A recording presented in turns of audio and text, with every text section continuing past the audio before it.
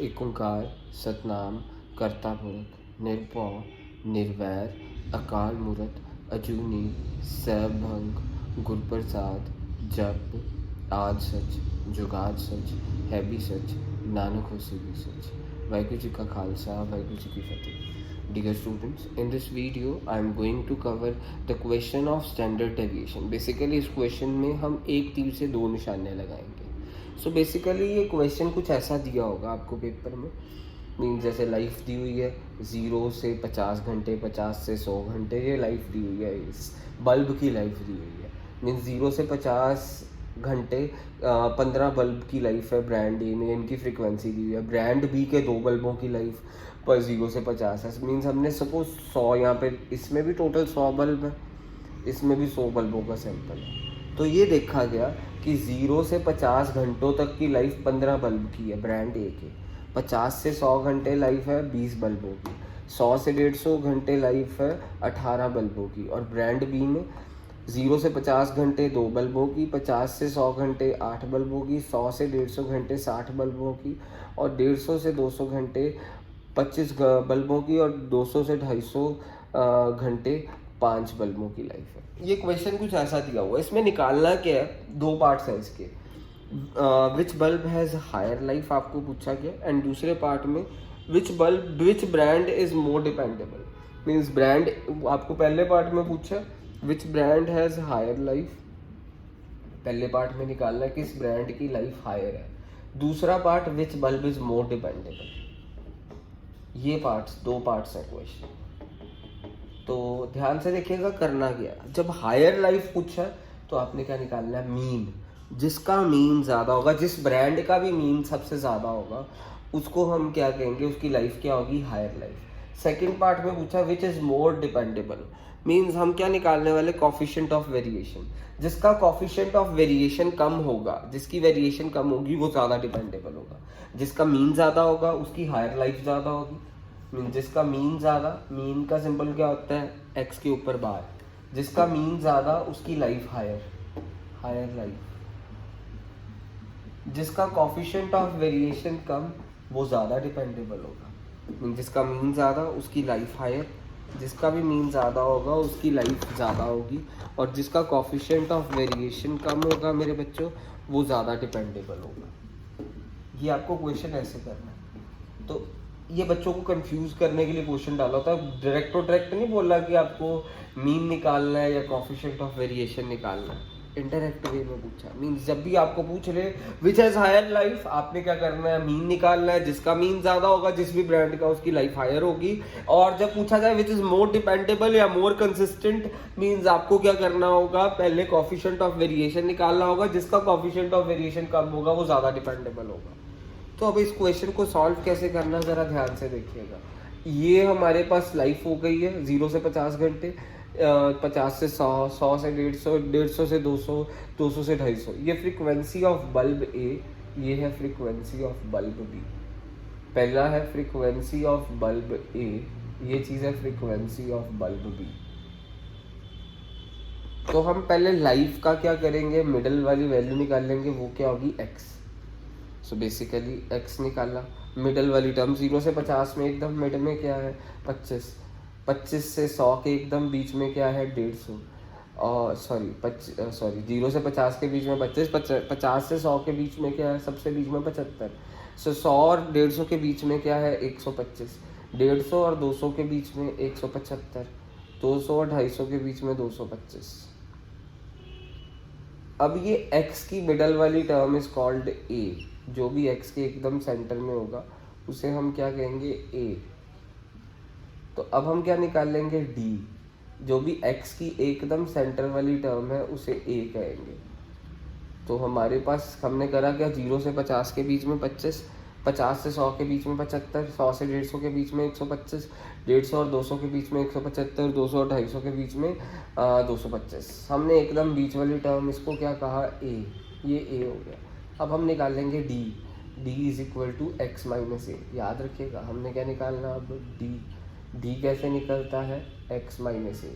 25 minus 125 that is -100, 75 minus 125 that is पहले 25 minus 125 करा -100, फिर 75 माइनस 125 करा -50, 125 minus 125 0, 175 minus 125 plus 50, 225 minus 125 that is 100। ये डी आ गया। अब हम क्या निकाल लेंगे, डी डैश। डी डैश कैसे निकलेगा, ये सभी किसके टाइम्स टेबल पे आ रहे हैं, 100 के टाइम्स टेबल पर, सॉरी 50 के टाइम टेबल पे आ रहे हैं। या फिर डी डैश पता कैसे निकलता है, इन दोनों के बीच में गैप देखो कितना, 50 का गैप है ना, तो आपने क्या करना है, सभी को 50 के साथ डिवाइड कर देना। देखो सभी के बीच में 50 और 100 के बीच में 50 का गैप है, 100 और 150 के बीच में 50 का गैप है, 150 और 200 के बीच में 50 का गैप है, 200 और 250 के बीच में 50 का गैप है। सभी को आप किसके साथ डिवाइड करेंगे, 50 के साथ। सो -100 divided by 50 that is -2, -50 divided by 50 -1, 0 divided by 50 0, 50 divided by 50 +1, 100 divided by 50 is 2। ये डी डैश निकल गया। अब हम क्या निकाल लेंगे, डी डैश का स्क्वायर। याद रखिएगा क्या निकाला जाएगा अब, डी डैश का स्क्वायर। तो डी डैश -2 का स्क्वायर 4, 1 0 1 4। फिर अगले स्टेप में क्या निकाला जाएगा, पहले अब मैं ऊपर हेडिंग देने वाला हूँ, मीन्स अगले स्टेप में पता क्या निकाला जाएगा, पहले बल्ब ए का एफ डी डैश निकाल लेंगे, ऊपर हेडिंग, ये डी डैश स्क्वायर था हमारा, ये डी कैसे निकला x -a, फिर डी डैश कैसे निकला, डी को डिवाइड कर दिया हमने गैप के साथ, 50 का गैप था, फिर डी डैश का स्क्वायर निकाला। अब ऊपर हेडिंग लिखूंगा बल्ब ए का एफ डी डैश और एफ इंटू डी डैश का स्क्वायर। सो मेरी बात ध्यान से देखिएगा, बल्ब ए कैसे निकलेगा, बल्ब ए का एफ इंटू डी डैश और बल्ब ए का ही एफ इंटू डी डैश का स्क्वायर। सो एफ कितना है बल्ब ए का, 15 इंटू 2 -2 कितना हो गया, -30। बल्ब ए का f into D dash, bulb A का f into D dash -b, bulb A का f into D dash 0, bulb A का f into D dash 25, bulb A का एफ इंटू डी डैश 44, फिर bulb A का f into D dash square 15 into 4 60, फिर F into 20 into 1 20, F को D dash के square के साथ multiply करते हैं, 18 इंटू 0 0, 25 इंटू 1 25, 5 25 इंटू 1 25, फिर 22 into 4 is what, 22 into 4 is what 88। हमने कैसे निकाला है एफ डी डैश का स्क्वायर, बल्ब ए, ये देखिए ऊपर हेडिंग क्या लिखी है, बल्ब ए, ये सारा डाटा यहाँ से लेके यहाँ तक, सॉरी यहाँ से लेके यहाँ तक, ये वाला डाटा, ये हमारा डाटा है बल्ब ए के लिए, मीन्स ये डी डैश स्क्वायर तक कॉमन डाटा था। फिर हमने एफ इंटू डी डैश कैसे निकाला, ये बल्ब ए हेडिंग दे दी, मीन्स बल्ब ए की फ्रीक्वेंसी को पहले डी डैश के साथ मल्टीप्लाई करा, फिर बल्ब ए की फ्रीक्वेंसी को डी डैश के स्क्वायर के साथ मल्टीप्लाई करा, और मेरे पास ये आ गया। अब अगली हेडिंग दे रहा हूँ यहाँ पे bulb B, bulb B means D dash square तक साझा data C, D dash square तक साझा सी सारा कुछ, और बल्ब बी का कितना निकलेगा, f into D dash, bulb B दा f multiply by d dash, bulb B दा एफ इंटू डी डैश दा स्क्वायर। तो साढ़े को कितना निकलेगा, ध्यान ना देखिए, एफ 2 इंटू डी डैश कितना -4, सॉरी एफ बल्ब बी का देखो कितना 2 है, बल्ब फ्रीक्वेंसी बल्ब बी की कितनी है 2, तो डी डैश कितना साढ़े को -2, मीनस साढ़े को की आ गया, means F of bulb B into D dash -4 आ गया, फिर 8 इंटू -1 -8 आ गया, फिर 60 इंटू 0 0, फिर 25 इंटू 1 25, फिर 5 into 2 that is 10। F D dash bulb B का हो गया, डाटा सी बल्ब बी का काट गया। फिर एफ बल्ब बी दे एफ ਨੂੰ 2 इंटू डी डैश ਦੇ ਸਕੇਅਰ ਦੇਣਾ 2 into 4 that is 8 8 into 1 that is 8 60 into 0 that is 0 25 into 1 25 5 into 4 F D dash the square ਹੋ ਗਿਆ। ਹੁਣ ਸਾਨੂੰ ਜੋ ਜੋ ਚਾਹੀਦਾ ਅਸੀਂ ਉਹ ਵੈਲਿਊਜ਼ ਕੱਢਾਂਗੇ। ਪਹਿਲੇ ਪਾਰਟਸ ਤੁਹਾਨੂੰ ਕੀ ਚਾਹੀਦਾ ਸੀਗਾ ਵਿਚ ਹੈਜ਼ ਹਾਇਰ ਲਾਈਫ। ਹੁਣ ਧਿਆਨ ਨਾਲ ਦੇਖਿਓ ਹਾਇਰ ਲਾਈਫ ਕਿੱਦਾਂ ਕੱਢਾਂਗੇ ਇਹਨੂੰ ਧਿਆਨ ਨਾਲ ਸਮਝਣਾ। ਸੋ ਪਹਿਲਾਂ ਤੁਹਾਨੂੰ ਦੱਸਿਆ ਸੀ ਪਹਿਲੇ ਪਾਰਟਸ ਕੀ ਕਰਨਾ you have to find which has higher life. So ਤੁਹਾਨੂੰ ਕੁਐਸਚਨ 'ਚ ਤੁਹਾਨੂੰ ਪਹਿਲਾਂ ਹੀ ਦੱਸਿਆ ਸੀਗਾ ਕੁਐਸਚਨ 'ਚ ਇੱਥੇ ਤੱਕ ਡਾਟਾ ਦਿੱਤਾ ਹੋਊਗਾ। ਪਹਿਲਾ ਪਾਰਟ ਪੁੱਛਿਆ ਹੋਊਗਾ which has higher life. Question 'ਚ ਡਾਟਾ ਤੁਹਾਨੂੰ ਸਿਰਫ ਇੱਥੇ ਤੱਕ ਦਿੱਤਾ ਹੋਣਾ, ਅੱਗੇ ਸਾਰਾ ਅਸੀਂ ਸੋਲਵ ਕਰਿਆ ਇੱਥੋਂ ਦੀ ਲੈ ਕੇ ਇੱਥੇ ਤੱਕ ਅਸੀਂ ਸਾਰਾ ਸੋਲਵ ਕਰਿਆ, ਡਾਟਾ ਇੱਥੇ ਤੱਕ ਹੀ ਦਿੱਤਾ ਹੋਣਾ ਸਿਰਫ ਇੱਥੇ ਤੱਕ। ਸੋ ਪਹਿਲਾ ਪਾਰਟ ਹੈ which has higher life. Higher life ਕੱਢਣ ਦੇ ਲਈ ਸਾਨੂੰ ਕੀ ਕਰਨਾ ਪਏਗਾ ਮੀਨ ਕੱਢਣਾ ਪਏਗਾ। ਤੁਹਾਨੂੰ ਦੱਸਿਆ ਹੀ ਗਿਆ ਹਾਇਰ ਲਾਈਫ ਜਦੋਂ ਵੀ ਕੱਢਣਾ ਤਾਂ ਤੁਹਾਨੂੰ ਮੀਨ ਕੱਢਣਾ। ਸੋ ਹਾਇਰ ਲਾਈਫ ਪਹਿਲਾ ਪਾਰਟ ਹੈ। ਸੋ ਹਾਇਰ ਲਾਈਫ ਲਈ ਅਸੀਂ ਮੀਨ ਕੱਢਾਂਗੇ। ਪਹਿਲਾਂ ਮੀਨ ਕੱਢ ਲੈਂਦੇ ਹਾਂ ਬਲਬ ਏ ਬ੍ਰਾਂਡ ਦਾ। So mean of bulb A brand ਇਹ ਕਿੱਦਾਂ ਨਿਕਲੇਗਾ a plus sigma f d upon sigma f. Mean of bulb A ਦਾ ਬ੍ਰਾਂਡ ਦਾ ਅਸੀਂ ਮੀਨ ਕੱਢ ਲੈਂਦੇ ਹਾਂ। So a plus sigma F D dash upon sigma f into c याद रखना। स्टैंडर्ड डेविएशन मैथड ਦੇ ਨਾਲ ਅਸੀਂ ਕੱਢਿਆ ਕੀ ਕੱਢਿਆ ਫਾਰਮੂਲਾ ਲਗਾ ਰਿਹਾ ਮੀਨ ਦਾ। ਸਾਨੂੰ ਪਹਿਲੇ ਪਾਰਟ 'ਚ ਹਾਇਰ ਲਾਈਫ ਪੁੱਛੀ ਹੈ, ਜਦੋਂ ਵੀ ਤੁਹਾਨੂੰ ਹਾਇਰ ਲਾਈਫ ਪੁੱਛੀ ਹੋਏ ਨਾ ਤਾਂ ਤੁਸੀਂ ਮੀਨ ਕੱਢ ਲਓ। ਮੀਨਸ ਤੁਸੀਂ ਇੱਥੇ ਹੈਡਿੰਗ ਦੇ ਦੇਣਾ ਬ੍ਰਾਂਡ ਏ ਹਾਇਰ ਲਾਈਫ ਅਸੀਂ ਕੱਢ ਰਹੇ ਹਾਂ। ਪਹਿਲਾਂ ਬ੍ਰਾਂਡ ਏ ਦਾ ਮੀਨ ਕੱਢ ਲੈਂਦੇ ਹਾਂ। ਮੀਨ ਦਾ ਫਾਰਮੂਲਾ ਕੀ ਹੈ ਸਾਡੇ ਕੋਲ a plus sigma f d dash. ਮੈਂ ਇੱਥੇ ਥੋੜੀ ਜਗ੍ਹਾ ਛੱਡ ਦੇਣਾ, ਇੱਥੇ ਲਿਖਦਾ ਸੋਲਵ ਇੱਥੇ ਕਰਦਾ। ਹਾਇਰ ਲਾਈਫ ਲਈ ਤੁਹਾਨੂੰ ਕੱਢਣਾ ਕੀ ਪਏਗਾ ਹਾਇਰ ਲਾਈਫ ਲਈ ਤੁਹਾਨੂੰ ਮੀਨ ਕੱਢਣਾ ਪਏਗਾ। ਪਹਿਲਾਂ ਅਸੀਂ ਬ੍ਰਾਂਡ ਏ ਦਾ ਮੀਨ ਕੱਢ ਦਿੰਦੇ ਹਾਂ। Mean is equal to a plus sigma f d dash. Higher life ਲਈ ਅਸੀਂ ਮੀਨ ਕੱਢਾਂਗੇ a plus sigma f d dash upon sigma f into c। अच्छा ब्रांड a ਦਾ a ਕੀ ਹੈ ਦੇਖੋ a ਸਾਡੀ x ਦੀ ਮਿਡਲ ਟਰਮ ਕੀ ਹੈ ਸਾਡੇ ਕੋਲ 125। ਫਿਰ ਉਸ ਤੋਂ ਬਾਅਦ ਦੇਖੋ ਮੇਰੇ ਬੱਚੇ sigma f d dash। So sigma f d dash a the sigma f d dash is ਆਹ ਚੀਜ਼ ਇਹਦਾ ਟੋਟਲ ਕਰਾਂਗੇ। ए ਦਾ ਸਿਗਮਾ ਐਫ ਡੀ ਡੈਸ਼ ਸਾਡੇ ਕੋਲ ਆਇਆ, ਇਹਨਾਂ ਨੂੰ ਪਲੱਸ ਕਰਦੇ ਹਾਂ। ਸੋ ए ਦਾ ਸਿਗਮਾ ਐਫ ਡੀ ਡੈਸ਼ 19 ਆ ਰਿਹਾ, ਸਿਗਮਾ ਐਫ ਡੀ ਡੈਸ਼ ਦਾ ਸਕੁਅਰ ਆ ਰਿਹਾ 193। ਸੋ a plus sigma f d dash a ਕੀ ਸੀਗਾ ਸਾਡਾ x ਦੀ ਮਿਡਲ ਟਰਮ 125।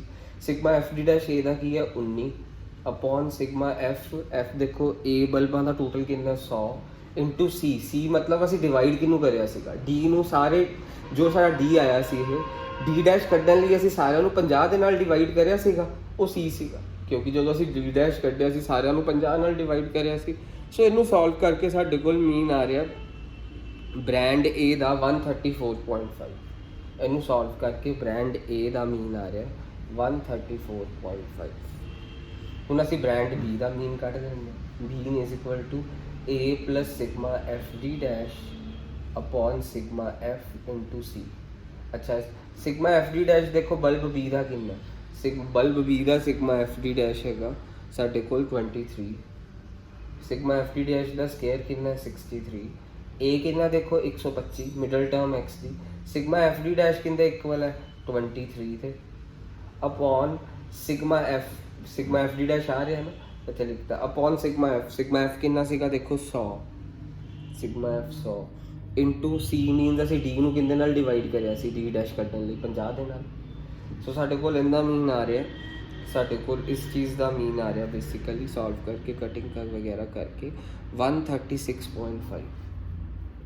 ਦੇਖੋ ਮੀਨ ਕਿੰਦਾ ਜ਼ਿਆਦਾ ਆਇਆ ਇਹਦਾ ਕਿ ਇਹਦਾ brand B has higher life. ਯਾਦ ਰੱਖਣਾ ਪਹਿਲੇ ਪਾਰਟ ਦਾ ਆਨਸਰ ਕੀ ਹੋਊਗਾ ਆ ਬ੍ਰਾਂਡ ਬੀ ਦਾ ਮੀਨ ਸੀਗਾ ਬ੍ਰਾਂਡ ਬੀ ਦਾ ਮੀਨ ਜ਼ਿਆਦਾ ਹੈ। ਬ੍ਰਾਂਡ ਏ ਦਾ ਮੀਨ 134.5 ਹੈ ਇਹਦਾ 136.5 ਹੈ। ਮੀਨਸ ਅਸੀਂ ਕਹਿ ਸਕਦੇ ਹਾਂ the brand B has higher life. Brand B ਦੀ ਲਾਈਫ ਹਾਇਰ ਹੈ। ਹੁਣ ਅਸੀਂ ਕਰਨ ਜਾ ਰਹੇ ਹਾਂ ਵਿਚ ਇਜ਼ ਮੋਰ ਡਿਪੈਂਡੇਬਲ। ਪਹਿਲਾ ਪਾਰਟ ਤੁਹਾਨੂੰ ਪੁੱਛਿਆ ਕਿ ਸੀ ਵਿਚ ਹੈਜ਼ ਹਾਇਰ ਲਾਈਫ। ਜਦੋਂ ਵੀ ਹਾਇਰ ਲਾਈਫ ਪੁੱਛਿਆ ਹੋਏ ਤੁਸੀਂ ਉਨकी ਲਿਖਣਾ ਹੈ brand B has higher life. Answers की लिखना है brand B has higher life because mean of brand B is more than mean of brand A. Mean of brand B is more than mean of brand A.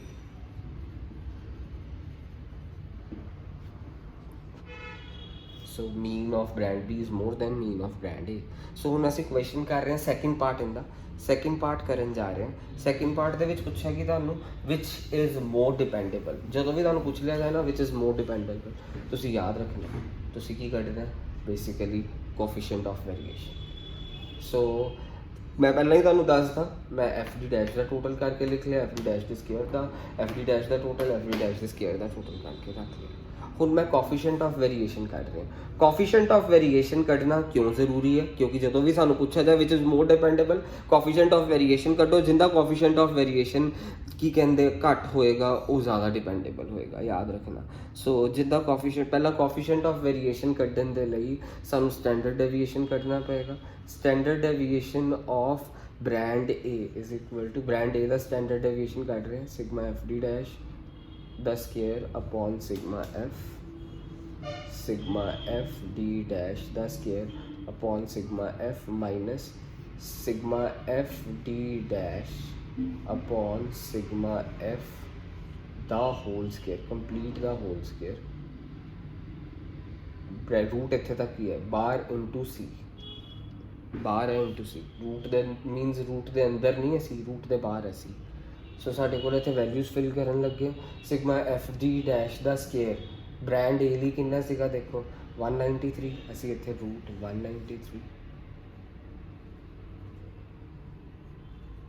उस तो बाद sigma f, इत्थे sigma f in the brand A दा sigma f कितना देखो 100, brand A दा sigma f is 100, sigma F 100 brand A का minus sigma F D dash is what 19, f D dash 19 है ना upon sigma f is 100 in the complete the whole square. बाहर square root के बाहर है सी, सी मीनस ਆਪਾਂ divide किंदे नाल करिया सी, डी ਨੂੰ किंदे नाल डिवाइड करिया सी 50 ਦੇ ਨਾਲ। सी ਸਾਡੇ ਕੋਲ 50 हो गया, ਇਹਨੂੰ सॉल्व करके ਸਾਡੇ ਕੋਲ आ रहा पूरा ब्रांड ए ਦਾ 69। इदां ही ਅਸੀਂ ਕੱਢਾਂਗੇ